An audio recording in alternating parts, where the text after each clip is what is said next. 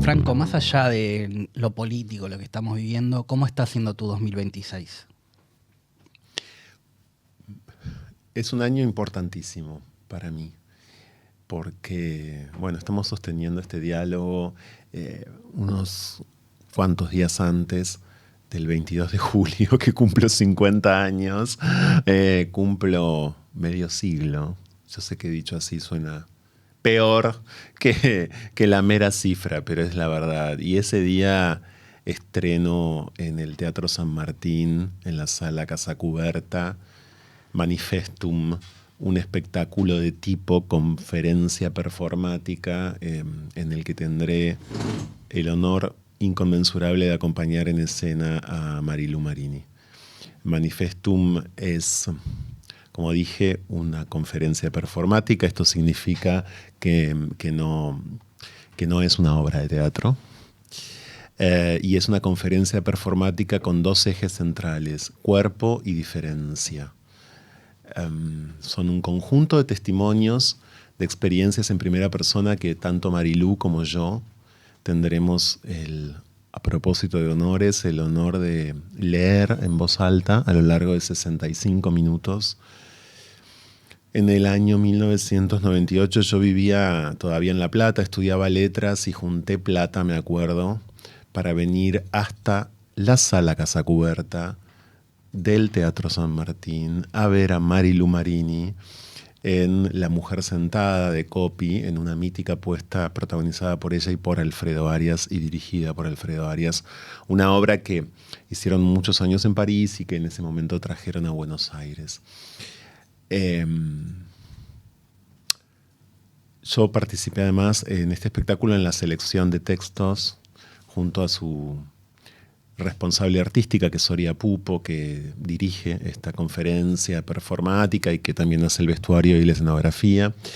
Y luego Oria me propuso acompañar a Marilu. Así que, Norman, estoy teniendo este diálogo con vos, primero en el contexto de los ensayos. Estoy pasando muchas horas por día ensayando con Marilu Marini. No sé si me podría haber pasado algo mejor en la vida.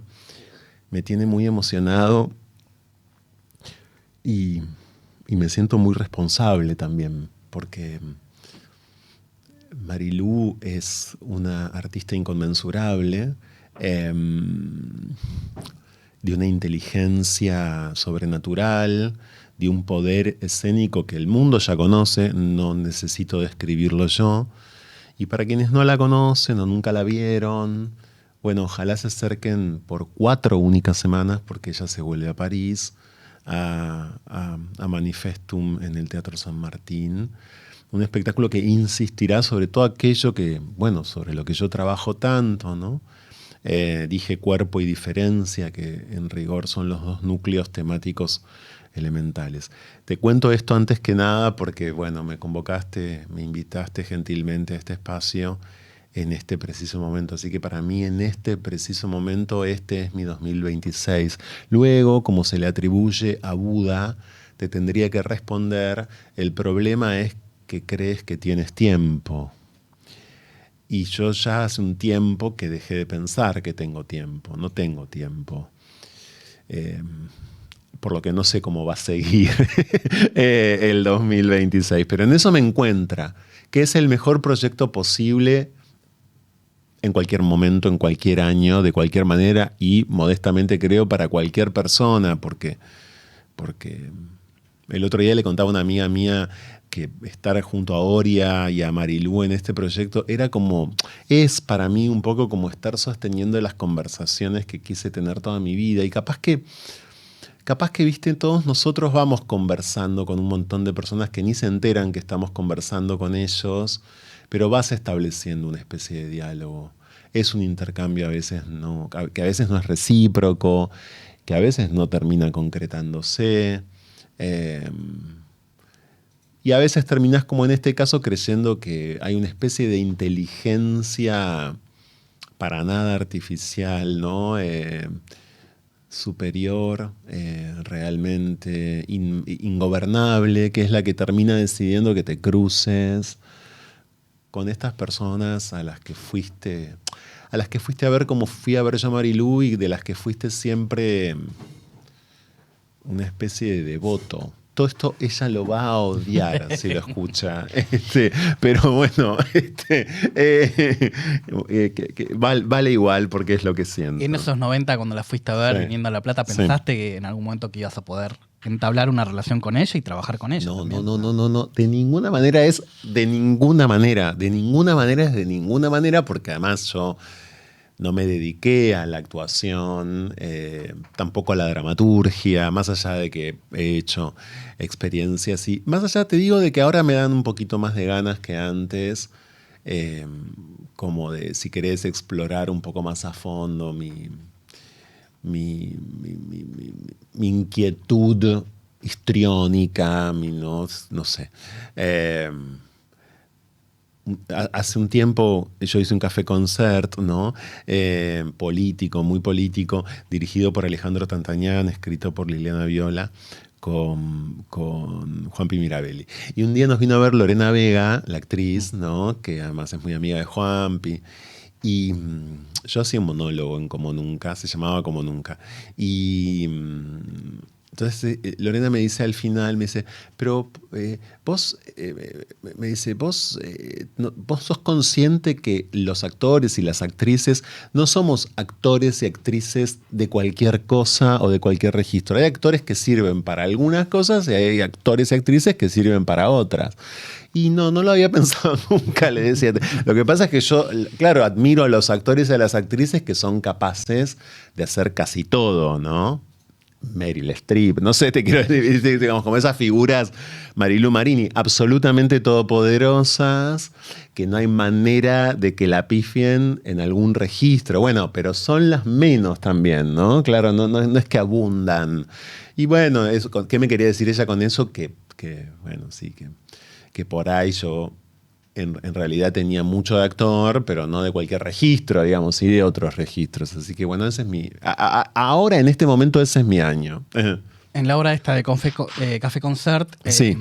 el primer hombre vedette. Sí, ¿Qué Juanpi. significa eso? Haber participado de eso y tu relación también con el Café Concert a lo largo de los años de Gasalla. Sí. Bueno, Juanpi Mirabelli es un amigo íntimo mío, pero antes de eso es alguien que se acercó a mí, venía de vivir unos años en México en el 2016, comienzos de 2017, y me dice, yo quiero hacer esto, y me cuenta que él quería hacer una especie de revista o café concert, pero bien trola, ¿no? En un código súper trolo, súper local también, diría. Y él quería ser vedette hombre, es decir, no quería ser un actor transformista que se monta de vedette, ¿no? Y después se desmonta y es un hombre, digamos, como Leo, la Barbie, para que todo el mundo entienda eso, es un transformista, ¿no? Leo Veterale.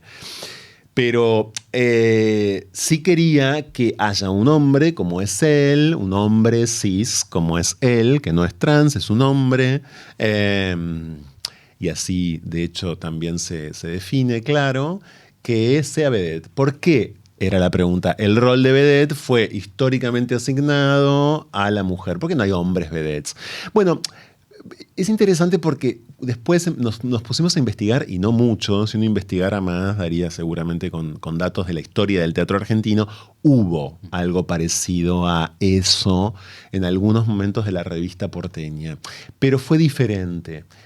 Por eso nosotros insistíamos en que Juanpi era el hombre vedette, porque, qué sé yo, está que ahora van a estrenar en Broadway una apuesta, una comedia musical sobre él que está viviendo en Orlando. Jorge Pérez, mítica figura del teatro argentino, que era actor transformista, Jorge, y que justamente al transformarse devenía en Evelyn. Evelyn fue una figura súper convocante antes de la dictadura del teatro de revistas de la Argentina, producida por Gerardo Sofovich. Evelyn casi, o Jorge Pérez, como prefieran, termina protagonizando esa película que seguramente viste, con Olmedo y Susana Jiménez, que la conocemos como Mi novia él, pero que en rigor su título original era Mi novia el travesti. Bueno, ahí obviamente la dictadura operó y fue censurada, pero además no permitió justamente que la protagonizara un actor transformista y la termina protagonizando Susana Jiménez.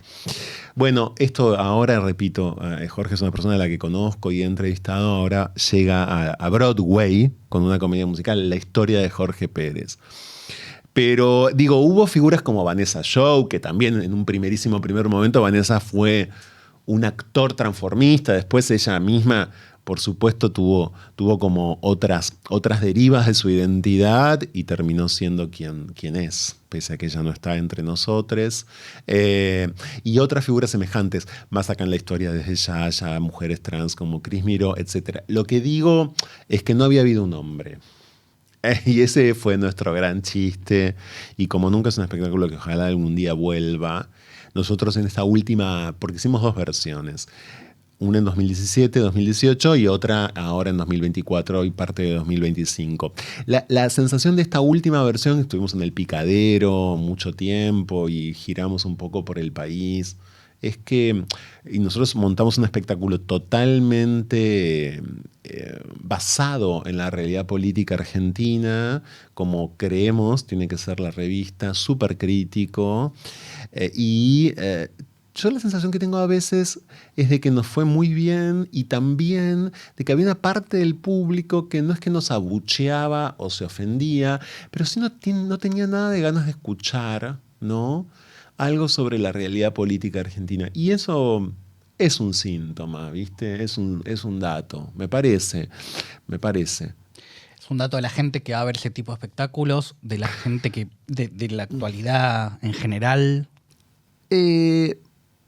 No lo sé. Alejandro Tantañán, que es muy amigo mío, que es dramaturgo y director, tiene una definición sobre lo que en buena medida él siente que está pasando en el teatro. Vos viste que hay una especie como de máxima por estos días, digamos, en este tiempo, que es que qué bien el teatro argentino, qué bien le va, pese a la crisis incluso, cuántos espectáculos, cuánta oferta, muchos de ellos colmados, muchos de ellos con localidades agotadas, los que son caros, los que no son tan caros, los que son gratis. El teatro comercial, el teatro independiente, el teatro oficial. Sí, pero ¿qué pasa? Que el teatro en general, digamos que las artes escénicas en general, no están siendo en líneas generales. Es una pregunta que nosotros cuando trabajamos en esto nos la hicimos mucho, ¿no? No sé si llegamos a muchas respuestas.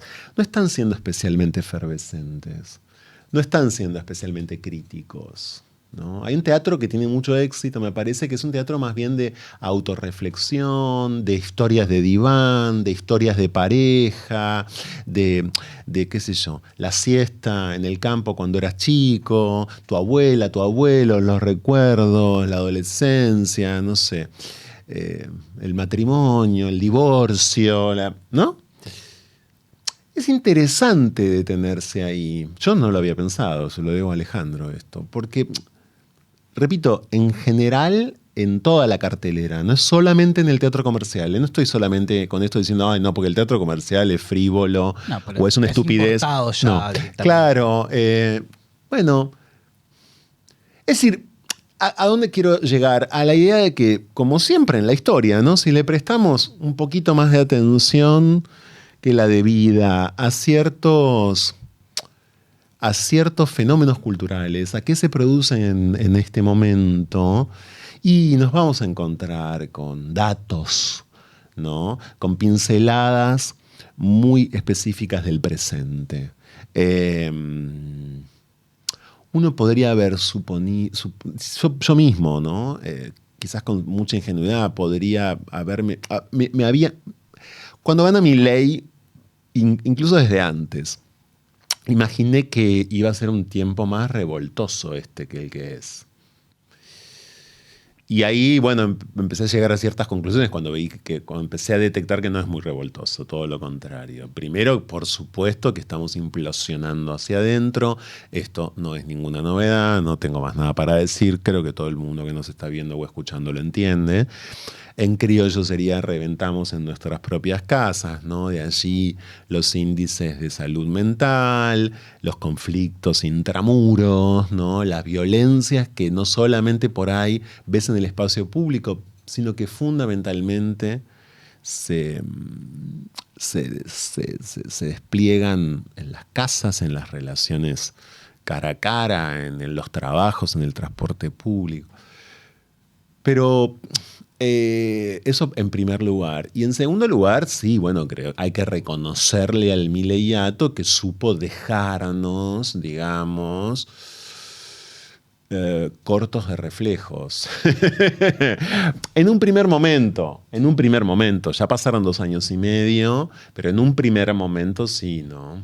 Pero a la vez siento que se habló también acá en este ciclo con diferentes artistas o escritores que se abren tantos frentes a la vez que también te desgasta. Por supuesto. Porque no sabes dónde enfocar. Por ejemplo, la marcha antifascista fue increíble, pero queda ahí. Sí. Las marchas quedan ahí. Bueno, mira, él queda ahí. Las marchas educativas quedan ahí también. Sí, y las de jubilados y jubiladas y la represión ultra sangrienta, etcétera. Sí. Pero yo también nos convoco a que, con todo el margen de error que esto tiene, tratemos de pensar en un diagrama antilineal de la historia. Entonces, dejar de confiar en que una sola movilización o de que un conjunto sucesivo de movilizaciones, una detrás de la otra, de manera lineal, como si estuvieran efectivamente configurándose en un renglón perfectamente trazado, nos va a llevar a un desenlace. Hay que pensar en focos dispersos para mí. Es decir, este foco que fue esta movilización, esto otro que fue ese reclamo o ese episodio o aquel acontecimiento, esto otro acá. A veces, o quizás casi siempre, no lo sé, la historia no tiene la forma lineal, ni persigue una consecución, ¿no?, lineal como creemos de manera cultural que eso tiene que ocurrir. A veces es un despelote, o a menudo es un despelote. Entonces, bueno, hay que estar atentos me parece, a las manifestaciones de ese despelote y tratar de armar con eso nuevas formas de resistencia, ¿no? Igual, sí, la marcha antifascista fue tal vez la primera gran marcha contra el gobierno, directamente contra la política del gobierno, pero también una las piensa como la marcha del 2x1 de Macri. Sí, claro. Se vio en el sentido de pasó algo con eso. Total. Pero en la marcha antifascista fue una muestra de nosotros nos oponemos a esto, pero tampoco cambiaron las posturas, no cambió nada. La marcha de educación, la justicia duerme. A ver, yo no soy una persona optimista, no hace falta ni que lo aclare. Quienes me conocen mucho lo saben muy bien. No obstante, yo creo que cuando te hablo de ese despelote que nos cuesta como pensar de una manera que no sea lineal, ¿no? O en un esquema reductible a causa-efecto o estímulo-respuesta, bueno, no funciona, me parece así la historia siempre. Digo lo siguiente. Está muy lejos de ser, a mi criterio, discutido en la Argentina en este momento el derecho humano al aborto, que es ley. Tenemos que entender esto como una victoria. Porque además fue constitutivo de la plataforma de Javier Milei y de representantes políticos que no son exactamente de La Libertad Avanza, pero que son de fuerzas emparentables o que están de algún modo Villarroel, exactamente emparentados. Supuestamente se enfrentan. Sí, cierta dirigencia del PRO también, otra no, pero cierta dirigencia del PRO que siempre estuvo en contra también. Yo creo que es dificilísimo vivir y sentir, mejor dicho, esto como una victoria, pero la es. O sea, lo es.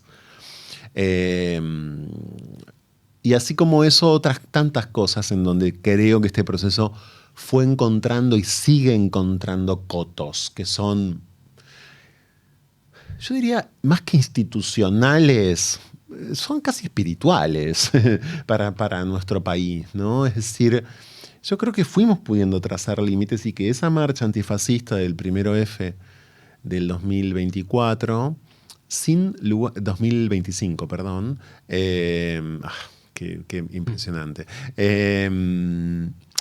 Sin dudas lo fue también. Y a veces no nos devuelven las jornadas históricas como esa, la posibilidad automáticamente de ver en qué se transformaron. Pero capaz que lo podemos ver con el paso del tiempo o algo así. No, y también en un momento donde la gente no sabía qué hacer o no tenía un partido político, un representante político que lo representara, esas marchas sirven un poco para unificar eso. Además. Como sí. la marcha educativa que une diferentes, hasta los radicales unen, pero después en diputados hacen otra cosa. Sí.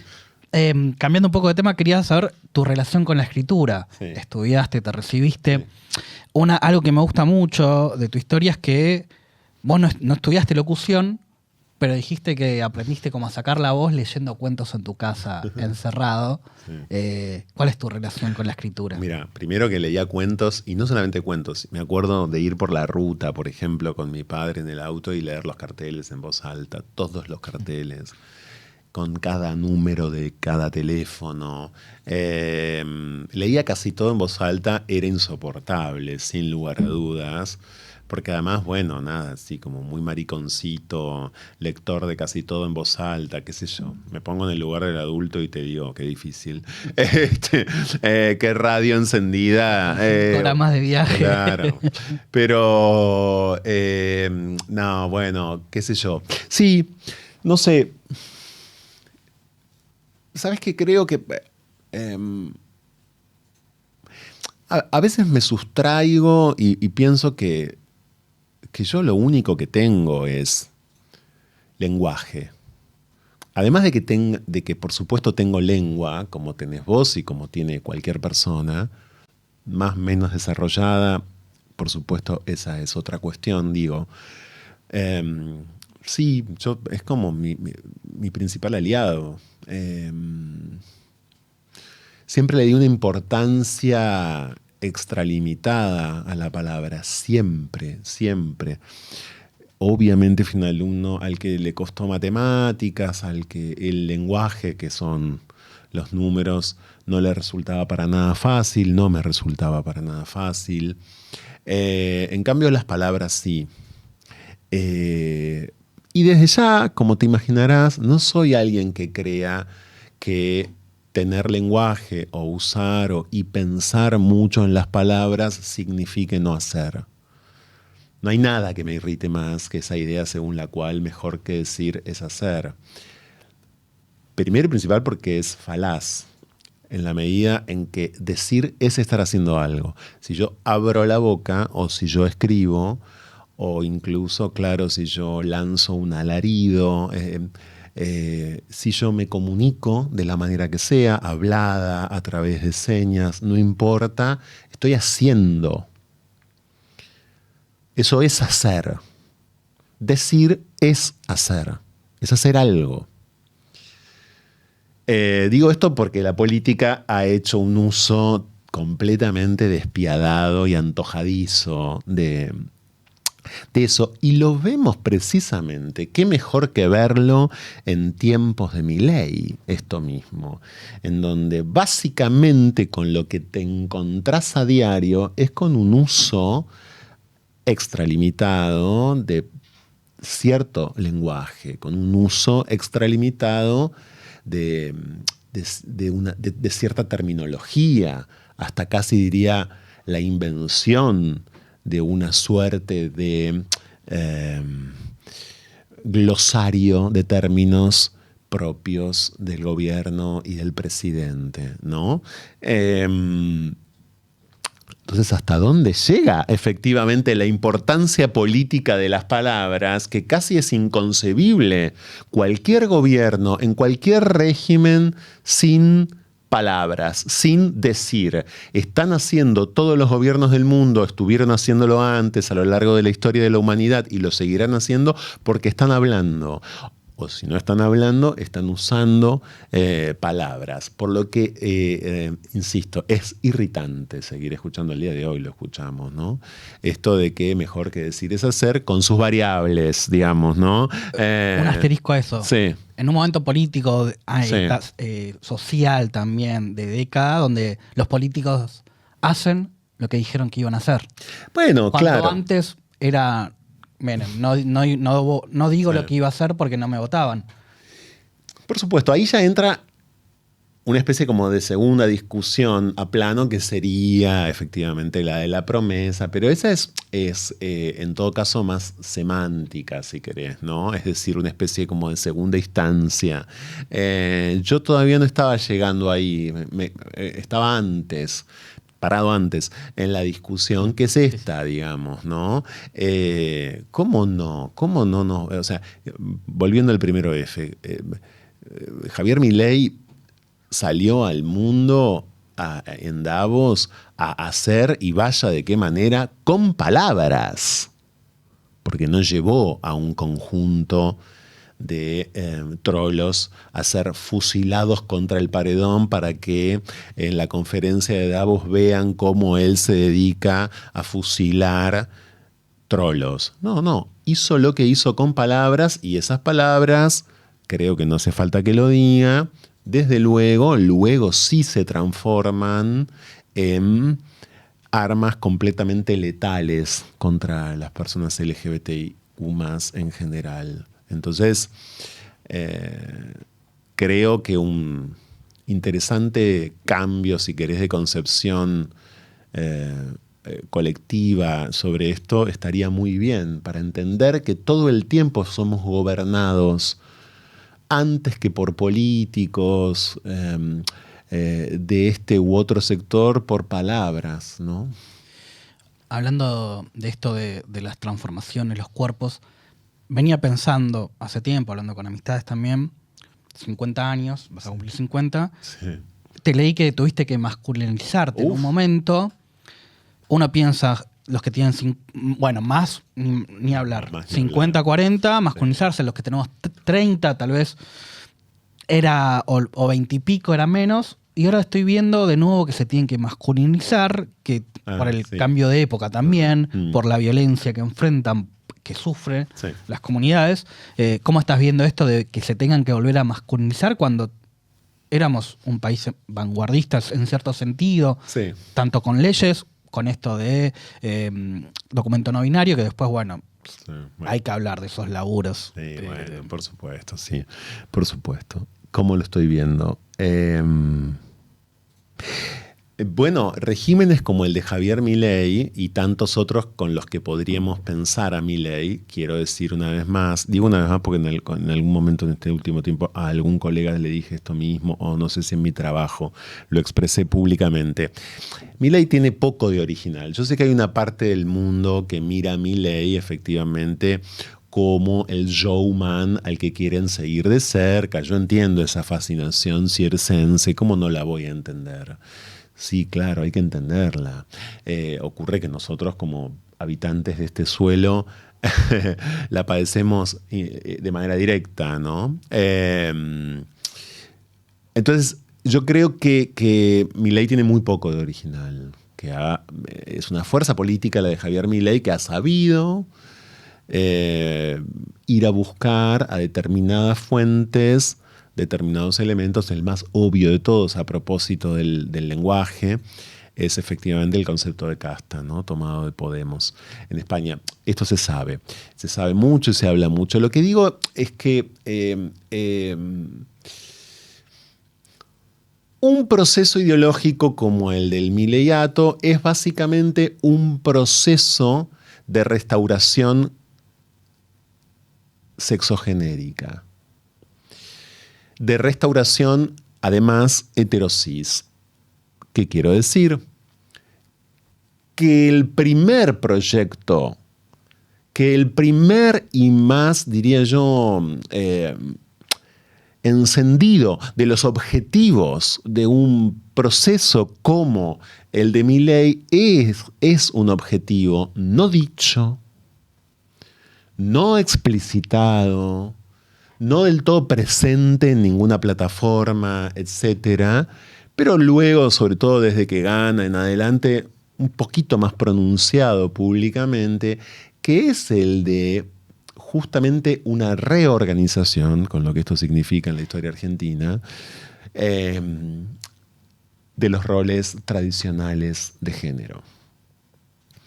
La idea de que el artefacto político que conocemos como hombre sea hombre, cada vez más eso, o de vuelta del todo eso, y la idea, por supuesto, de que esa otra ficción política que es ser mujer, sea cada vez más ser mujer. Cuando digo ficción política no estoy hablando de mentira, lo aclaro por las dudas. Estoy hablando, efectivamente, de dibujos concretos que un sistema tan poderoso e inoxidable, lamentablemente, como el patriarcado, se encarga de fijar. Bueno, ese proceso yo lo llamé, me acuerdo, en un momento después del triple lesbicidio de Barracas. Yo ahí lo vi con bastante nitidez un día. Dije, ok, claro, no podemos perder de vista, no estemos desprevenidos respecto de esto, me parece, la dimensión de restauración, insisto, a este plano, porque es muy fácil pensar procesos como el de Milei en términos económicos, en términos sociales, en términos de presupuesto, que por supuesto todo esto es fatal y todo esto es central para la administración de Milei. Pero en términos ideológicos, pensémoslo antes que cómo. Incluso antes que como un proyecto negacionista del terrorismo de Estado, antes que como un proyecto ultra neoliberal, además y fundamentalmente pensémoslo como un proyecto, como un proceso de fuerte restauración heterosis. Esto no significa, por supuesto, instalar unidades de ejecución o garitas con asesinos de personas trans cada una cuadra. No hace falta porque eso ya ocurre sin garitas con asesinos de personas trans cada una cuadra. Eso está acelerado, eso está potenciadísimo, eso es imparable sin esa necesidad. Lo que ocurre, viste, es que esto se deja muy de lado. O sea, en general cuesta de más. Cuesta mucho, a mí también me costó, digamos, no es que la aprendí de un día para el otro, ¿no? Pero ver qué es esto también, un gobierno como este. En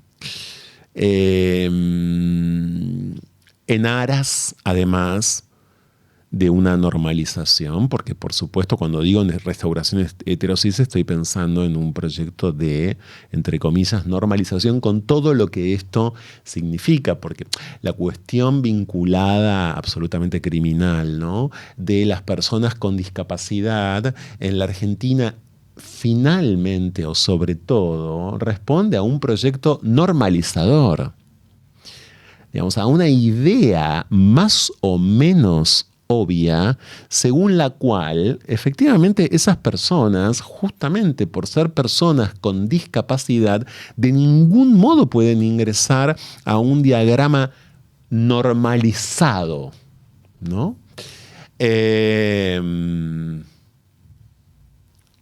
Diagrama en el que no entran tampoco viejas y viejos y por supuesto tantas otras subjetividades que voluntaria o involuntariamente estamos todo el tiempo disputándole a la norma su fuerza exterminadora. Entonces, bueno, yo creo que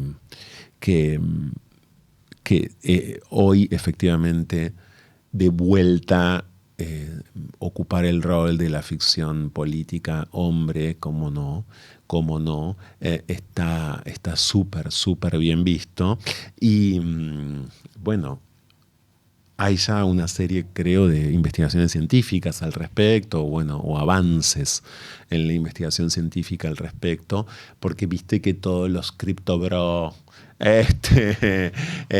y los, qué sé yo, los chats, los Hayden Davis y Mauricio Novelli, etcétera. Bueno, efectivamente uno se los pone a ver, o por lo menos, digamos, a analizar su comportamiento público. Si tuviéramos la posibilidad de conocerlos en profundidad, tendríamos mayor cantidad de elementos, ¿no? Y sí, tienen una serie de patrones, comparten una serie de características, tienen denominadores comunes muy alevosos, ¿no? Lo que no se entiende en general ahí, no es que no se entienda, lo que es entender, lo entienden, no tengo ninguna duda, millones de personas. La conexión que para mí no está del todo hecha todavía en la discusión pública general, es el efecto político que eso tiene sobre el género, es decir, sobre lo que más importa a la hora de la política. Yo creo que el orden de género es basal en la política, no parto de ahí, no es que parto de que el género es una secretaría más dentro de un conjunto de secretarías en donde está medio ambiente, género. No, yo creo que yo parto del género para pensar todo, no es que... Entonces, bueno, cuando partís del género para pensar todo y viste cómo esto tiene un efecto político incalculable, ¿no? O sea, incalculable es incalculable sobre la producción de violencias, sobre todo, sobre la producción de violencia, porque cuando estás, digamos, incentivando la construcción de una sociedad de vuelta en la que ese modelo de masculinidad exitosa, autogestionada, musculada, etcétera, es triunfante, estás como mínimo reproduciendo un modelo que es el modelo que vemos luego efectivamente ejecutando violencias a la orden del día, ¿no? Bueno, sí. Bueno, esto me abre a... El gobierno en su momento sacó una resolución diciendo que las personas con discapacidad son enfermas, que los tratados internacionales no lo tratan así. Uh-huh. Españolo la firmó, sí, claro. Españolo. Sí, de puño y letra de... Pero tal vez dice que es inteligencia artificial, bueno, no lo sabemos. Y el premio que recibía de la familia Bolsonaro no roto. Bueno, y después ni hablar del lenguaje que ya hablamos de mandriles, niños envaselinados. O sea, una violencia también verbal que viene de la mano de esto de normalizar la heterosexualidad, heterosis. Al 100%, sí. Sin lugar a dudas, bueno, estamos teniendo este diálogo también en tiempos de Mundial de Fútbol, ¿no? En donde, como digo, como nadie ignora, creo, en los estadios de fútbol del mundo entero, haya o no haya Mundial, en algunos más, seguramente en otros menos, culo roto, romperse el culo, llenarte el culo de goles, cagarte a goles como si efectivamente te cagaran a pijazos. Bueno, no sé, no se me ocurre ninguna más, capaz que a vos sí, pero hay miles de esas.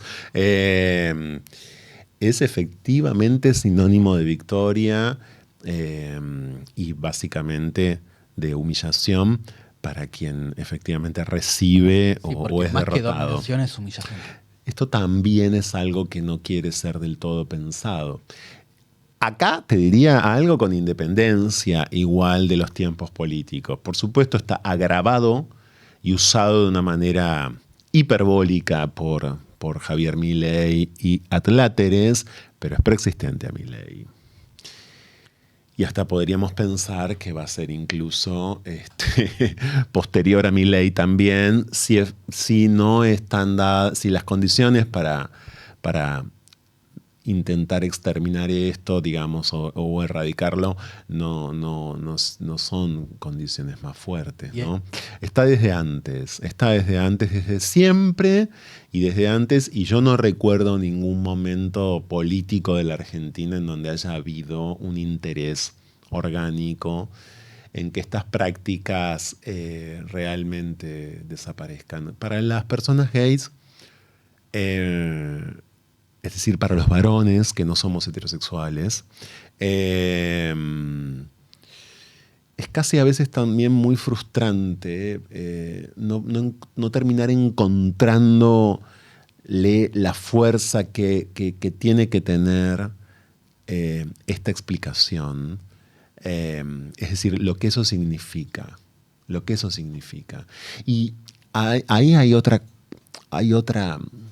particularidad.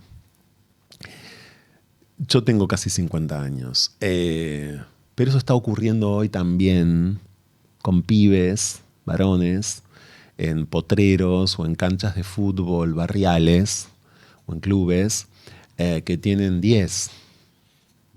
¿No? El otro día lo escuché a Benjamín Vicuña contar esto, que había llevado a uno de sus hijos a jugar al fútbol y había escuchado cosas semejantes y bueno, se había quedado, según él, muy horrorizado. ¿Qué decir? Bueno, ¿no? Es decir, es como si en esa dimensión no hubiera pasado nada. Entonces, muchas veces nosotros caemos, ¿no? Como en una especie de raconto de conquistas o señalamos cambios que desde luego los hubo. Hoy contrarrestados en la Argentina y en otras partes del mundo también, pero desde ya los hubo. Ahora, hay determinadas superficies de la vida social en las que la sensación es que no pasó nada. El fútbol masculino profesional es una de esas dimensiones.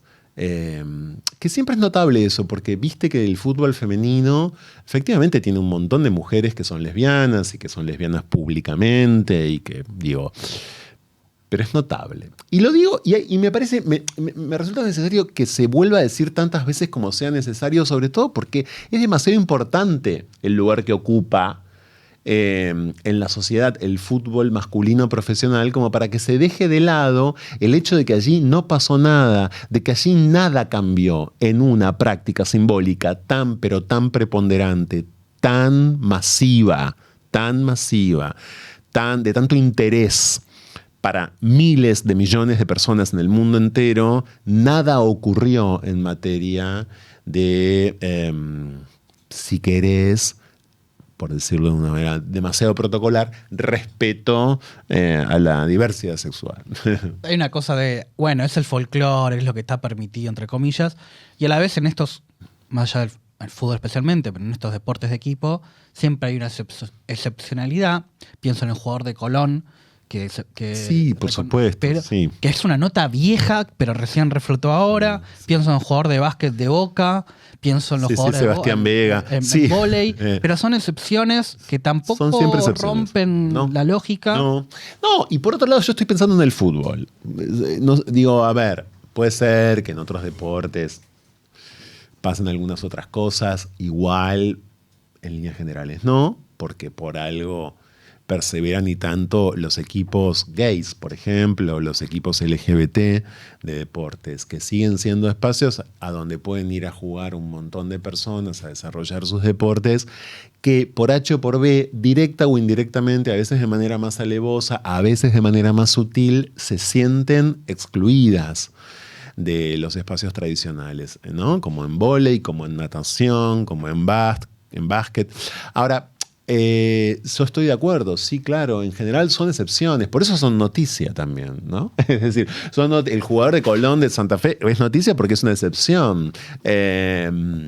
Bienvenida a la excepción. La pregunta es si con las excepciones cambiamos el sistema. Yo creo que las excepciones no cambian ningún sistema, que los sistemas se cambian de manera profunda, realmente transformadora, y los sistemas además los cambia el nivel de compromiso que el poder tenga respecto del cambio de sistema, ¿no? Bueno, esto de que hablaba de persistente y de que ningún gobierno apoyó realmente a la comunidad LGBT, pienso en Pedro Lemebel criticando a la Cuba socialista, Claro. mataputos. Sí, bueno. Sí, por supuesto. No, bueno, a ver. Hace muchos años a mí el activista intersex Mauro Cabral en una entrevista me dijo: lo único que tiene que hacer con nosotros la psicología y la psiquiatría, ambas, es pedirnos perdón. Voy a añadir a eso que me dijo Cabral hace tantos años en una entrevista esto mismo. Las izquierdas, ¿cuánto perdón nos tienen que pedir si pensamos en qué han hecho con nosotros a lo largo de su historia, ¿no? Ni hablar otros sectores políticos, pero como vos me preguntaste por las izquierdas, yo ahora voy a responder No, es que ya por las lo otro izquierdas. lo sabemos. Claro, lo otro lo sabemos, efectivamente. Los Milei conjugados de otra manera a lo largo de la historia, ya sabemos lo que han hecho con nosotros, las dictaduras. Digamos, lo tenemos clarísimo. Ahora, porque además lo sigue haciendo la policía. Además lo sigue haciendo la policía en la Argentina en buena medida hoy. O sea que lo tenemos súper claro. Lo que digo es que las izquierdas, los movimientos, digamos, incluso progresistas, pero bueno, las izquierdas históricas, ¿no?, del siglo XX, y sí, fueron asesinas. Fueron izquierdas asesinas con nosotros. Pero no hay ningún conflicto en decir esto. Yo me acuerdo, viste que seguramente te acordás, Sebrelli se murió diciendo esto, decía cada rato que él una vez había ido a una marcha del orgullo o una de matrimonio igualitario, no me acuerdo, y que había visto una bandera del Che, lo decía a cada rato, ok. Por supuesto. Yo no conozco mucha gente que niegue, no sé, me parece que no es algo negado. O sea, no es algo que haya una intención de tapar, digamos, es decir, la gente con la que yo he dialogado al respecto es gente que, qué sé yo, tiene muy presente Antes que anochezca de Reinaldo Arenas, digamos, sabemos muy bien qué supo hacer Cuba, lo tenemos clarísimo, o qué supo hacer Rusia y sigue haciendo Rusia al día de hoy. El problema no es ese hoy. Vamos a volver al fútbol y para no hablar de Trump y Estados Unidos en este mundial, repensemos tantas veces como sea necesario Qatar, que es, como Estado, un campo de concentración para gays. Y digo gays a propósito, porque lo otro es inimaginable directamente. Lo otro, y lo digo así también a propósito, por supuesto, es inimaginable, ¿no? Pues sabés que después del Mundial, yo hice una nota que no puedo superar, con el hermano de un mexicano que trabajaba en Qatar Airways, que el otro día vi que es el main sponsor de muchas de las canchas del Mundial actual, lógico, porque por algo se hizo en Qatar, el anterior, la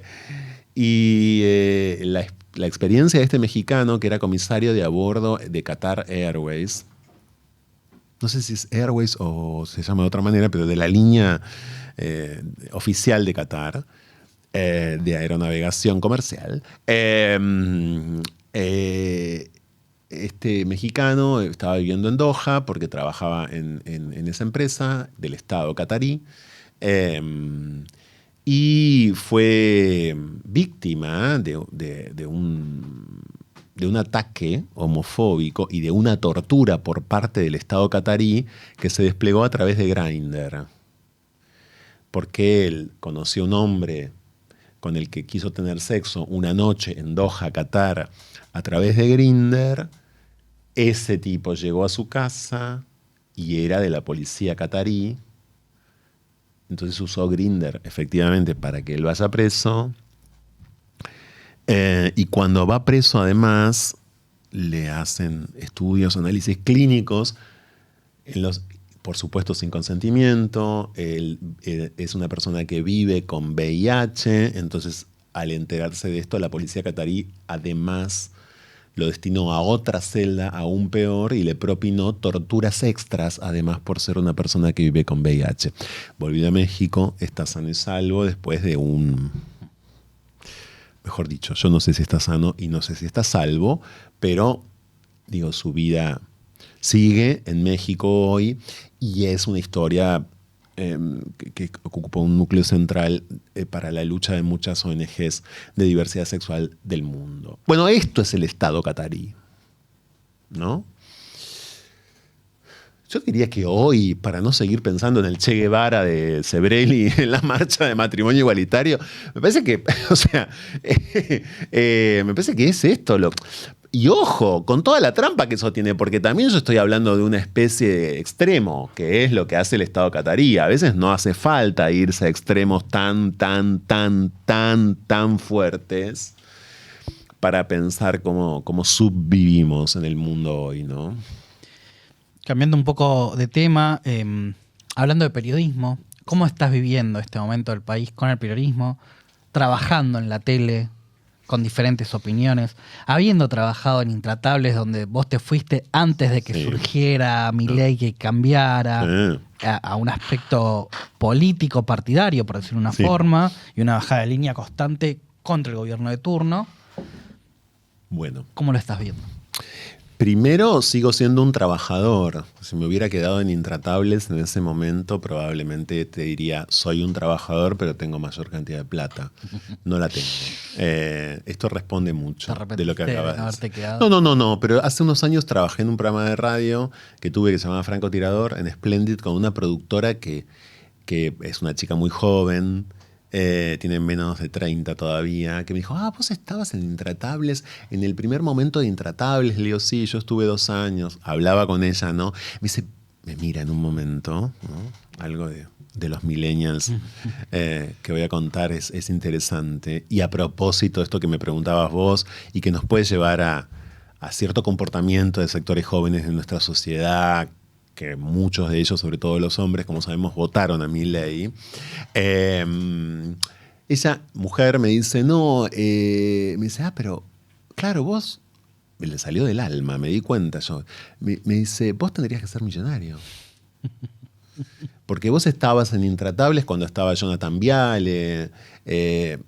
Bueno, le digo, ya ves que no lo soy. Digamos, no ves el saldo de mi cuenta bancaria, pero es como si lo estuvieras viendo, ¿no? O sea, esto por empezar, ¿no? Por supuesto no estoy llorando ninguna carta, solo estoy diciendo que elegí, pese a que siento en general que no puedo elegir. Esto también responde a tu pregunta. Yo en general soy una persona que tiene la capacidad de elección, que siento que no puedo elegir demasiado. Fui criado por un inmigrante italiano que llegó a los 12 años de la guerra muerto de hambre, y ese relato acompañó mi infancia y mi adolescencia. El hambre, la guerra, el hambre. Y además mi padre era mi padre, no era mi abuelo. Entonces yo escuchaba eso en mi casa todos los días, porque era mi propio padre no era, repito, mi abuelo, que es una figura que capaz que ves una vez por semana, o tu abuela. No. Mi abuelo, mi padre mismo en mi casa todos los días. Eso me hizo pensar siempre que me hizo sentir sobre todo que la amenaza, y la siento todavía, ¿no? Al día de hoy, que la amenaza está a la vuelta de la esquina, que en cualquier momento me quedo sin plata y en cualquier momento me muero de hambre, como mi padre. Estoy mejor que hace unos años, pero en general ese es como mi telón de fondo, ¿viste? Como mi banda de sonido, es un poco esa, el hambre, la pobreza, la guerra.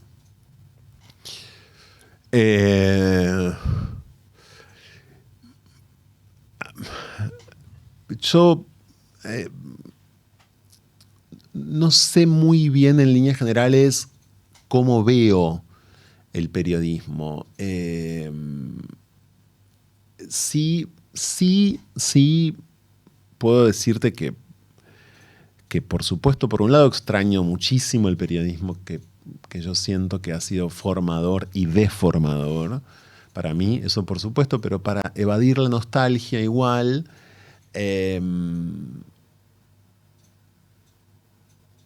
no deja de ser impactante que tiene tanto que ver con el mileísmo esto, ¿no? Cómo fenómenos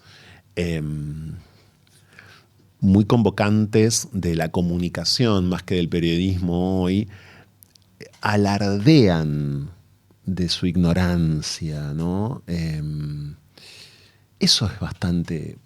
A mí me impacta, qué sé yo. O sea, está súper bien visto ser bruto. Está súper bien visto, o sea, súper. Ser bruto y contar las cosas como si las estuvieras descubriendo hace 30 segundos, ¿no? Eso es bastante impactante, pero nos tiene que servir, me parece, para pensar un proceso cultural como el mileiato. Eso por empezar. Y después, yo creo que se trata, para no dar un diagnóstico muy apocalíptico, yo creo que se trata de ajustar mucho como la astucia, ¿no? Saber efectivamente qué hacer, en qué momento, qué decir.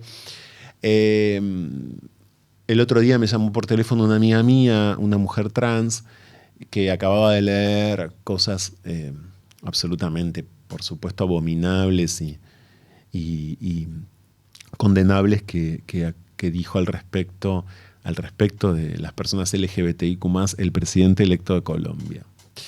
Y me decía, ¿qué hacemos? Hay días como el día de hoy, me decía ella, en los que no sé muy bien cómo vamos a hacer. Estaba especialmente abatida ese día. Y yo le dije, me salió del corazón, le dije, mirá, creo que se trata de primero reafirmarnos. Yo creo mucho en que hay que reafirmarse.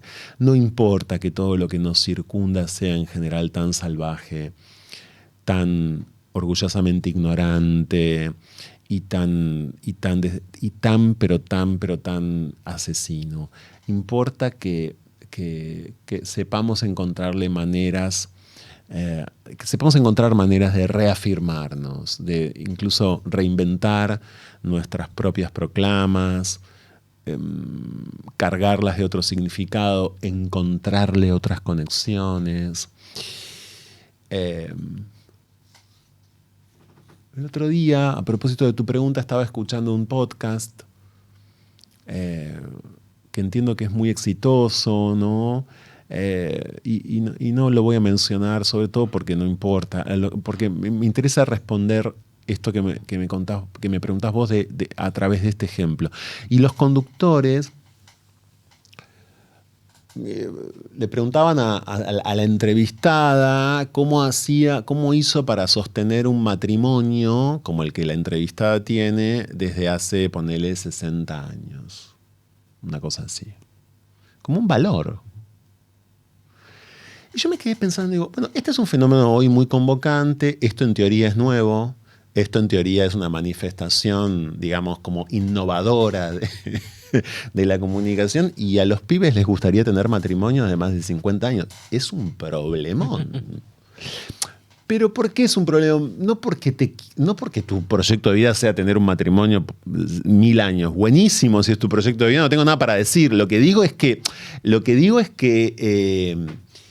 digo, ¿qué pasó? Porque los bríos con los que veníamos, ¿no? Veníamos muy envalentonados, ¿no? Veníamos efectivamente convencidos de que había que potenciar ciertas direcciones, ¿no? Bueno, pasa esto, pasó y está pasando un proceso cultural como el mileísmo, que es sobre todo, además, y esto quisiera no perderlo de vista nunca, un ataque que demuestra nuestra victoria. Todos estos ataques demuestran que ganamos igual. O sea, nosotros ganamos igual. Iba a venir esta reacción. Obviamente iba a venir esta reacción. Pero me parece que respondí de una manera muy, muy amplia, porque a veces no tengo la sensación como exacta de que respecto del periodismo. El otro día también escuché, mira, Y es insólito lo que voy a responder. Escuché una entrevista a Fernando Marín, ¿sabes quién es? Y me encantó, no por Marín, probablemente es un tipo con el que yo no coincido en nada, casi seguro que no. Pero él produjo una televisión y un periodismo de excelencia y a la vez muy popular hace mucho tiempo, ¿no? Y entonces se le pregunta en un momento por el streaming y no sé qué, y vos te das cuenta, es un señor muy grande ya, que bueno, él dice, bueno, sí, me tengo que adaptar, que le cuesta un montón como responder. En este momento me siento un poco como él, es decir, mi cabeza está diagramada de otra manera, de eso estoy seguro. Y la verdad que los trabajos que hoy hago son los que puedo tener. Yo creo que llegué un poco tarde a este trabajo. Qué sé yo, me vine a vivir a los 24 años a Buenos Aires y ya en ese momento el periodismo que a mí me interesaba 2001, empezaba a fallecer, ya en ese momento. Y ya en ese momento la precarización de nuestros trabajos empezaba a agudizarse, ya era un momento, diría yo, muy terminal de los medios ese. O sea, ¿qué quiero decir? Que es un proceso de larga data, no ocurrió de un día para el otro. ¿Qué periodismo es el que te gustaba? Me gustaba un montonazo el periodismo en general de cultura que se hacía en la Argentina, que un poco después, lo pude hacer en Eñe, pero ya en un momento también muy, muy transformado, cuando trabajé en Eñe. En televisión y en radio, mucho periodismo que había allí. Los nombres los podría dar, son muchos, pero lo que importa me parece es en general. Estábamos hablando y mucho del lenguaje, el modo infinitamente más amoroso respecto de los discursos. Mira, otro ejemplo te voy a dar. El otro día escuché, y doy ejemplos que muchos y muchas pueden sentir en este momento, está dando el antiejemplo, en el sentido de que, ¿qué está haciendo este pibe? ¿Qué está consumiendo este pibe, este señor, este viejo?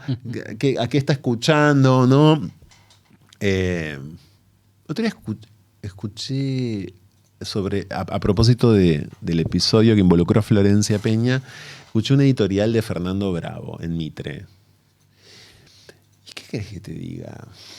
¿Viste? O sea, ni me fijé en lo que estaba diciendo. Lo que me impactó es que vos ahí tenés a alguien que efectivamente es alguien que, por ejemplo, hizo la radio, para mí, más brillante que se hizo en la Argentina, que es la radio que se hizo en la década del 80. Él arrancó antes y sigue haciendo radio hoy. Lo que digo es que hubo un momento especialmente intenso de ese estilo de radio, que fueron los años 80, en AM, en FM ni hablar, los años 80, y bueno, o sea, yo no tengo nada que ver seguramente en muchos sentidos con Fernando Bravo y él conmigo. Lo que digo es que ahí hay una especie de estética radial, incluso hoy, que a mí me sigue pareciendo súper atrapante.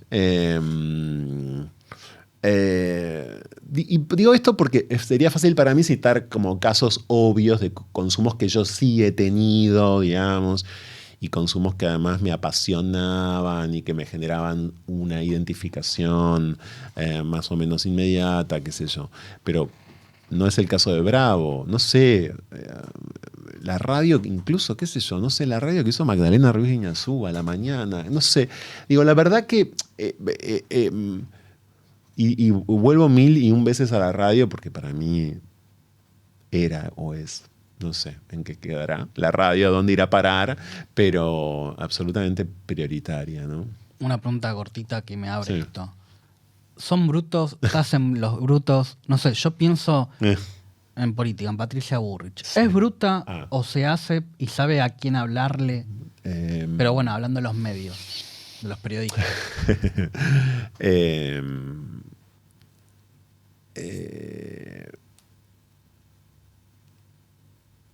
Yo tiendo a creer que es que es respuesta, que es resultado de un proceso más general, más allá de las individualidades, sí.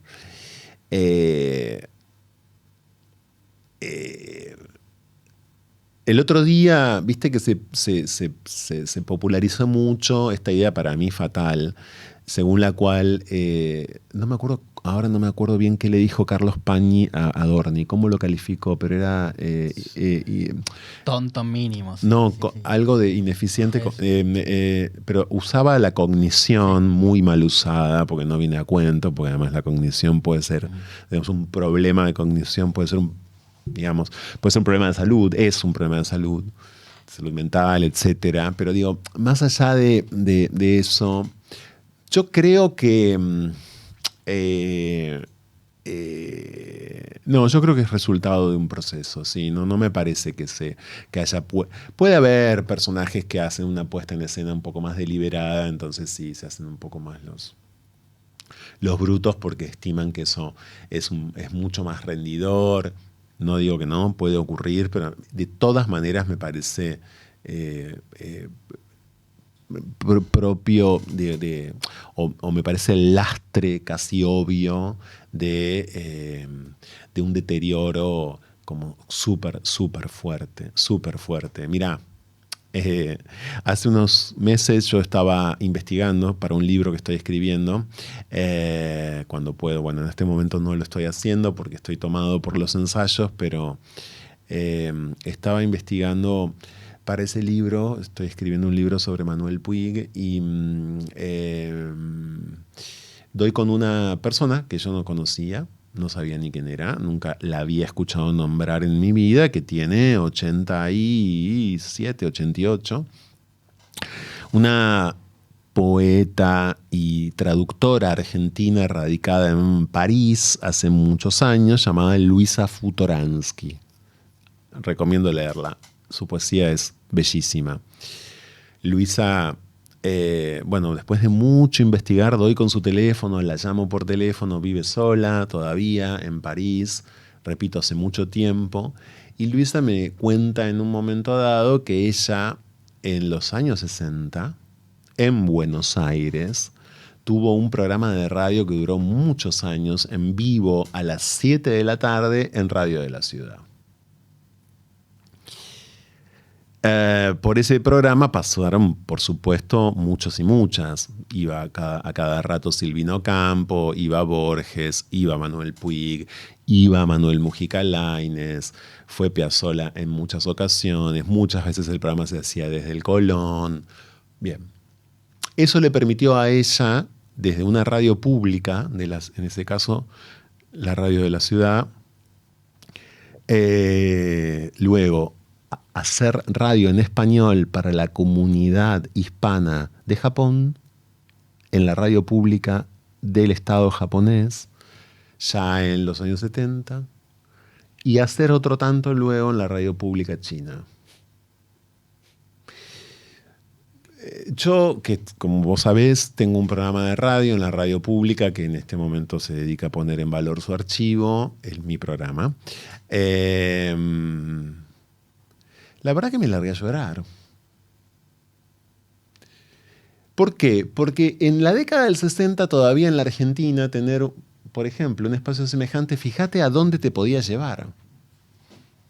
Y esto no es que te podía llevar si vos le ponías garra. Por supuesto, Luisa le debe haber puesto garra, debe haber trabajado para que las cosas que le pasaron en la vida le pasen. No digo que no, hay que hacer, uno tiene que hacer también. No es que te quedas sentado y te llueven las ofertas o las posibilidades. Nunca fue así. Además, nunca fue así. En el periodismo nunca fue así.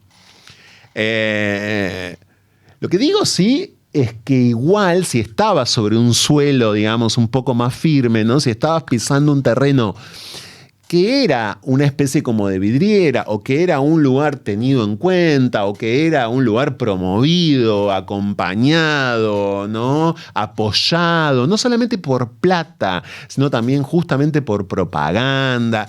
Bueno, eso te permitía un trampolín de estas características. Entonces, yo creo que ese es un mundo que no vuelve más. creo que es un mundo que creo realmente que es un mundo que al periodismo no vuelve más. Hoy mismo, ¿no? Yo la otra vez estaba al aire en Duro de Domar y dije, pensé mucho, dije, digo esto, no digo esto, digo esto, no digo esto, digo esto, no digo esto. Yo hace mucho tiempo que camino mucho, camino un montón, que es algo que recomiendo, en todo sentido. O sea, camino. Camine, señora, camine. No, camino, no, de verdad, camino un montón porque me di cuenta que es un tiempo para caminar. Hay que estar en la calle. Y este es un ejercicio periodístico, no estoy hablando de un ejercicio físico o no solamente físico, es un ejercicio periodístico. Yo creo que este es un tiempo en la Argentina para caminar. Estoy seguro de lo que digo. Y mirá que yo camino en la ciudad de Buenos Aires, yo no vivo en Catamarca y camino entre barrios, no es que estoy caminando todos los días por Pompeya o todos los días en Lugano, no, en general me manejo en un radio de varios barrios igual, pero más o menos céntrico. Y hace unos meses ya, un día, este año, iba caminando al trabajo y a lo largo de 6 cuadras, ponele más o menos, me crucé con 5 personas, las 5 iban gritando solas. Yo no estoy hablando de personas que vivían en la calle, no estoy hablando de personas que se estaban peleando con un vecino. Estoy hablando y me quedé pensando en esas personas porque iban gritándole al mundo, si querés, o a sí mismos. Entonces, con esto elijo responderte la pregunta sobre el periodismo. Ese es el periodismo que habría que estar haciendo. Y yo dije esto, no dije esto del periodismo, dije, ¿quieren que les cuente algo? Me pasó esto el otro día en la calle. Y lo dije efectivamente para compartir un síntoma, si querés, un dato, eso es un dato para mí. Me encanta cuando se dice, viste, lo del periodismo de datos. ¿Qué son los datos? El INDEC, el que te pasa el INDEC, los datos que te pasan la consulta. Estos son datos periodísticos también. Esto es un dato periodístico. El dato periodístico que a mí me importa, o el periodismo que por ahí representaría un periodismo futuro posible, es un periodismo que reinvente estas cuestiones. Es decir, bueno, ¿no? Es el periodismo de los datos, el periodismo de las encuestas, el periodismo del estudio que hizo ayer y lobby mediante distribuyó la Universidad de Itela. Es decir, ok, todo bien, todo bien. Pero me parece, no estoy seguro que hay un periodismo infinitamente más rico que tenemos que tratar una y mil veces de como sea, de seguir haciendo. Y que es como no sé, es muy, muy difícil, ¿no? Para muchos me parece como imaginar y muchos otros no te darían espacio alguno, pero bueno, por supuesto, hoy podés tener tu propio espacio, pero tener tu propio espacio, ya sabemos, es autoexplotarte. Bueno, estamos encerrados, estamos en una encerrona en general, pero yo vivo momentos en los que siento que de esa encerrona se puede salir, por lo menos un rato siento que puedo salir y digo, bueno, todavía hay alguna rendija, algún intersticio por el que podamos colar algo como esto. El otro día yo dije eso. Yo vi a 5 personas a lo largo de 6 cuadras gritando solas. Si me preguntaran hoy en este momento qué está pasando en la Argentina, diría que lo que está pasando es eso. Que también se puede entender una salud mental deteriorada post-pandemia. Por supuesto. Y en esta crisis, ni hablar. No. Por supuesto. Pero por supuesto, como mínimo lo que vos decís desde ya, y repito, tantas otras conexiones que podemos ir como articulando, ¿no? Quizás, bueno, ahí te tengo que decir que ahí sí a mí me parece que ahí mi mirada fue entrenada por la literatura. Es decir, yo creo que no sé, hace poco releía algo de Dostoyevsky, ¿viste? Y decía, por favor, o sea, ¿cómo no va a tener futuro el periodismo? O sea, Dostoyevsky dijo todo lo que tenía que decir en ese momento sobre Rusia y sobre la humanidad de una manera absolutamente literaria y totalmente periodística al mismo tiempo, ¿no? Es decir, por más brutal que suene a propósito de brutalidad lo que yo estoy diciendo, porque estoy provocando, ya sé, digo, pero, o sea, es como, ¿viste? Eso. Hablando de radio, durante 13 años se está sosteniendo, ahora, bueno, más en formato archivo, un programa que habla de diversidad, que profundiza el tema, que lo problematiza. ¿Qué significa en un espacio público, en una radio pública, hace 13 años, antes en vivo, ahora más de una puesta en archivo de valor, haber tenido tantos entrevistados, editoriales, notas? Yo creo que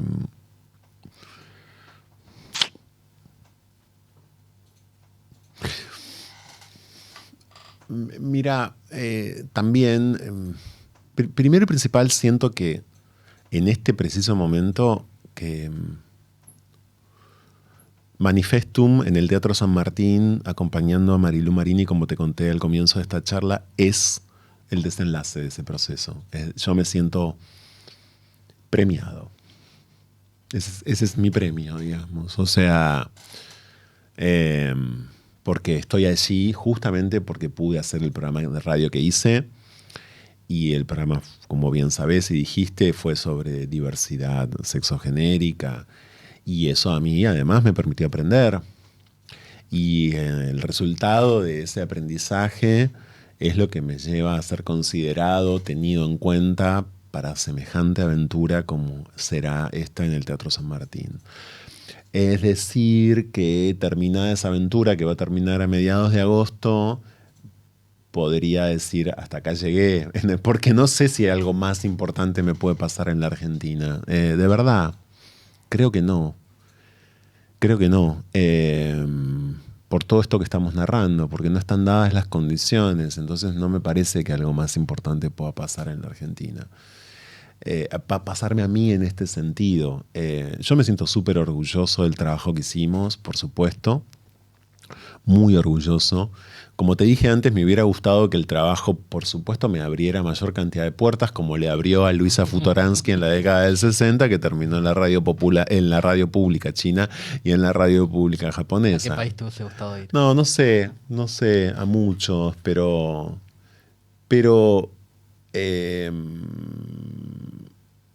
yo me siento en muchas...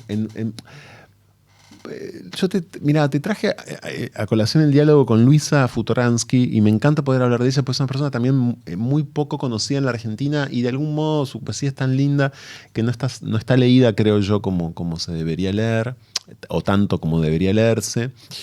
Está editada, acá. Pero digo... a veces pienso que yo llegué tarde, a veces pienso que el responsable soy yo, muy a menudo pienso eso. Bueno, no me pasaron las cosas que me pasaron. Una vez me decía una amiga con la que trabajé un tiempo, ella trabajó mucho con Badía, y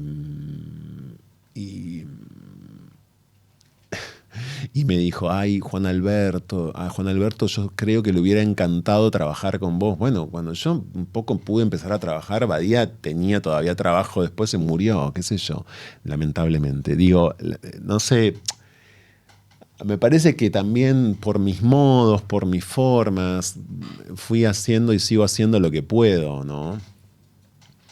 Hace unos meses me llamó por teléfono alguien que en el pasado tuvo mucho poder en la televisión y me invitó a tomar un café para hablar de mi trabajo y me sorprendió y me senté con él a hablar y en un momento me dijo, el problema es que, ¿tu problema sabes cuál es? No, me encanta escuchar mis problemas en boca de otros.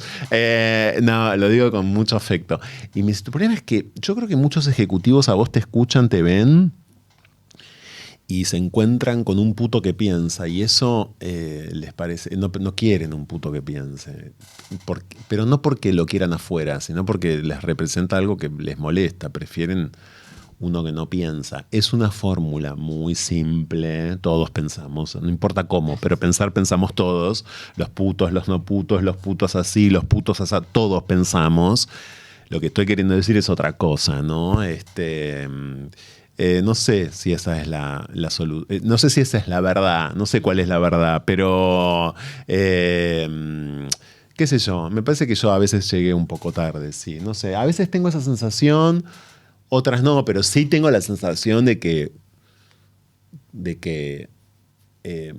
medio que por un sinfín de cosas no estuve nunca de moda. En los medios, en términos como masivos, ¿no? Me parece, no sé. Yendo a la tele, ¿cómo te sentís con los programas de debate? Porque Duro de Omar se debate. Sí. En Intratable en un momento se empezaba a debatir en ese entonces. Tal vez en el diario Mariana no hay tanto. Con Mariana me siento súper bien, la quiero un montonazo. Siento que la verdad, siento que es un espacio en el que no solamente me siento muy bien allí, sino que me siento realmente muy, muy comprendido, internamente comprendido por Mariana. En serio. Y hoy, si ese programa dejara de existir, me costaría un montón, por no decirte que no sabría ni dónde ir a parar. Creo que a ningún lugar. No, en la de Mariana no se discute, o no tanto, pero en Duro de Domar, en general, me siento súper bien, también. Es un programa, Duro de Domar es un programa exitosísimo, súper exitoso, es muy impactante. En todo sentido, es un programa realmente muy visto, a eso voy, muy visto, y lo noto y lo notás, eso es fuerte. Y bueno, yo trato creo, no sé, de potenciar la discusión y de tratar de trato de llevar esa discusión lo más lejos posible. Bueno, pero después me voy encontrando con límites, pero y eso me interesa y me siento muy bien, sí. ¿Cómo viste lo de Florencia Peña, el ataque que recibió? ¿Sentís que es un ataque más allá del deliberado, sino con una profundidad que tal vez con otra persona no se tiene, sabiendo que en los medios se han matado gente un montón de veces y siguen ahí, no pasó nada? No pasa nada.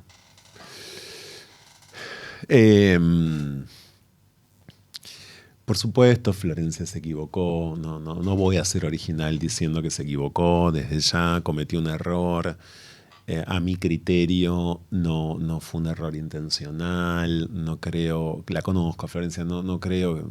Sé que no es una persona que quiere dar la noticia de que se murió ni el padre de Messi ni nadie de manera, de una manera cínica o gozando de semejante noticia, en este caso, y afortunadamente falsa. La verdad que no. Bueno, lo que ves ahí efectivamente es que Luzu funciona como un garage, digamos, ¿no? Donde se toman decisiones de una manera hipercasera. Eso per se podría no ser malo, es decir, hay muchos lugares que son chicos y que toman decisiones o que funcionan de una manera muy limitada. Pero sí me parece que hay, esto lo que puso en evidencia es que en el manejo del medio hay un divorcio enorme entre sus formas y sus números. Porque a juzgar por los números de audiencia y sobre todo de comercialización, ese es un medio que tenía que manejarse de otra forma ante una crisis de esta naturaleza. Sin embargo, creció en audiencia, creció en comercialización, es exitosísimo y se maneja de una manera muy, repito, casera. Y bueno, había un divorcio y la verdad que se terminó resolviendo de la peor manera. Porque de vuelta, ¿qué va a pasar con los streamings súper exitosos y súper convocantes en la Argentina y en el mundo si no los terminan comprando grandes medios o grandes empresas que, entre otras inversiones, invierten en medios, ¿no? Me parece que nos permite ver a priori esta situación. Bueno, a ver, ¿puede Nicolás Occhiato solo, digamos, puede no vendérselo a Haddad, puede no terminar golpeándole las puertas a Clarín, o que Clarín le golpee las puertas y lo compre. Puede manejar efectivamente un terreno tan sensible como el de la comunicación, amén de que, por supuesto, hacen periodismo cuando les conviene, después dicen que no hacen periodismo, después se entretienen. Bueno, esa discusión ni hablar, o sea, sí, no se entiende, bueno, pero digo, no importa. Me parece que esa es una pregunta, ¿no? Digamos, quizás sea un episodio finalmente que nos permita empezar a pensar que son empresas de comunicación sin la lógica general de las empresas de comunicación, y ellos nos dirían, y no, porque somos jóvenes y nuevos, porque tenemos que reproducir las lógicas viejas. Fenómeno, no reproduzcas las lógicas viejas, pero ¿qué vas a hacer? Porque algo tenés que hacer, ¿no? ¿Y cómo vas a seguir también? Es decir, porque esto puede volver a pasar. Puede volver a pasar. Por supuesto, no va a pasar. Ahora se van a cuidar en extremo y no van a hablar directo, no van a mencionar la palabra muerte nunca más, pero se puede seguir así sin mencionar la palabra muerte nunca más. Es decir, son todas me parece que son todas las preguntas que se instalan a partir de este momento. Y después, bueno, obviamente está claro que no venían a renovarlo todo. Eso también es cierto y es evidente. Digamos, mentira que renovaban todo, ¿no? O sea, de hecho, Florencia estaba en un streaming, como estaba Marley, como está Bernassi, como está Leo Montero ahora con Verónica Lozano, como está Liz Italiani. Es decir, son figuras de los medios tradicionales que evidentemente los streamings necesitan. Hay algo que no pasa con los influencers, porque por lo cual, digamos, me acuerdo cuando arrancó Olga, que durante muchísimo tiempo, en las primeras semanas, parecía el living de Susana. Iba Susana de invitada, iba Moria Cas, iban como... iban figuras como de la televisión tradicional, más tradicional que te puedas imaginar, ¿no? Bueno. Sí, para atraer a ese público. Claro, exacto. Bueno. ¿La prensa escrita, la gráfica te gusta? Montón. ¿Has escrito en la ENIE? Sí. ¿Cómo te llevas en la actualidad? ¿Te gustaría volver a escribir? Me encantaría que sí, que me encantaría, sí, un montonazo. Pero bueno, también yo creo que ahí hay todo un terreno de reformulación de la escritura. Yo creo que se escribe de muchas maneras, no necesariamente escribís cuando estás escribiendo. Yo soy una persona que, no sé, escribo todo el tiempo sin estar escribiendo, de hecho. Estoy pensando de una manera escrita. Pero me encantaría, qué sé yo, también de vuelta, hay como una especie de frenesí, viste, por momentos hoy, con todo esto no se sabe muy bien qué hacer. Se ponen de moda los newsletters, dejan de estar de moda. No estamos pudiendo todavía entender, me parece muy bien, qué es lo que hay que hacer, pero también es un momento glorioso de la escritura en el mundo, porque hay que decir que se están viviendo cosas en materia de literatura y en materia de periodismo escrito que son realmente como muy, muy llamativas, sobre todo en libros, ¿no? Sobre todo en libros. Eso también es importante y hay que señalarlo, es decir, sí, ok, está todo roto, pero también cada tanto estas excepciones, y no son tan excepcionales, volviendo a la lógica de las excepciones, porque qué sé yo, no sé, digo, la Argentina misma tiene como libros periodísticos, ¿no?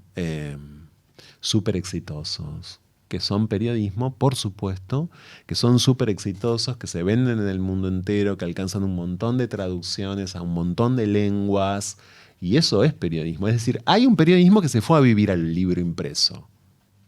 Que no cualquiera lo hace, por supuesto, que requiere mucho trabajo, construir una carrera, son muchas cosas, pero digo, ahí hay un periodismo latente. Ahí hay un periodismo latente, sí.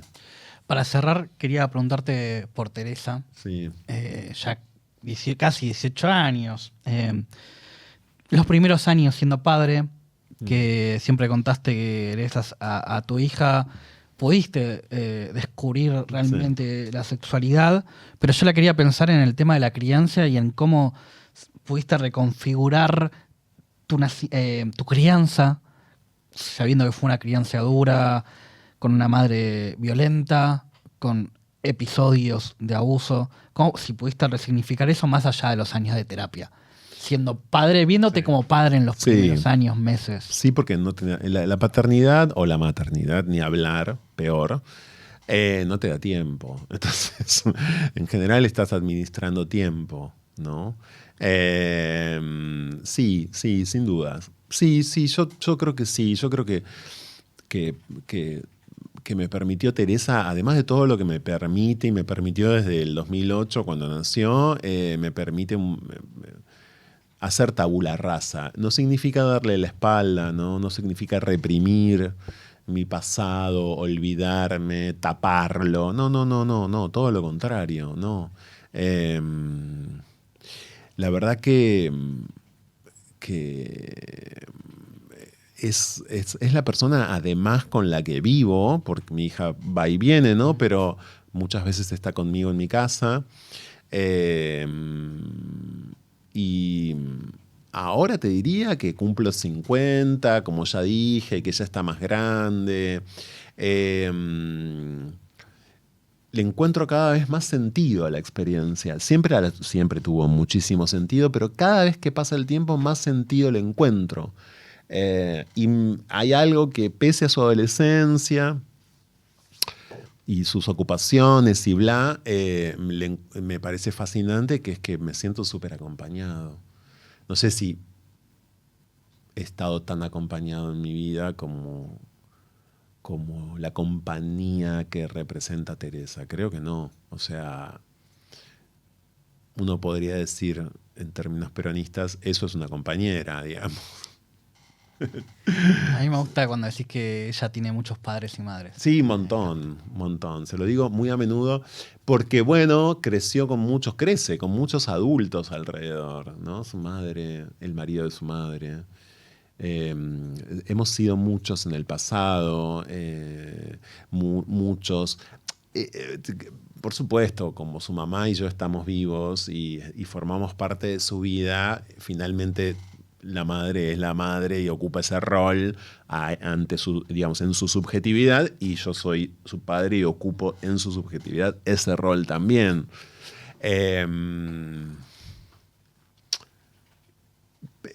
Por supuesto que además, viste, es un trabajo, el de la paternidad y el de la maternidad, es un trabajo de improvisación total. Podés formarte, podés ser más o menos, pero la verdad que terminás improvisando. Me parece, no sé. Volviendo a la literatura, ¿a qué se debe el nombre Teresa? Justamente a Santa Teresa de Ávila, la monja mística de hace tantos siglos que tiene un poema que seguramente muchos conozcan, en cuyo verso principal dice: que nada te turbe, que nada te espante. Ella se llama Teresa por ese poema de Santa Teresa de Ávila que su madre y yo conocíamos muy bien, pero también se llama Teresa porque es el segundo nombre de su abuela y es el nombre de su bisabuela, todo por parte de línea materna, digamos. Y porque a mí me gustó y porque también, bueno, iba a lleva mi apellido, y como me dijo un amigo en ese momento, TT o Trending Topic.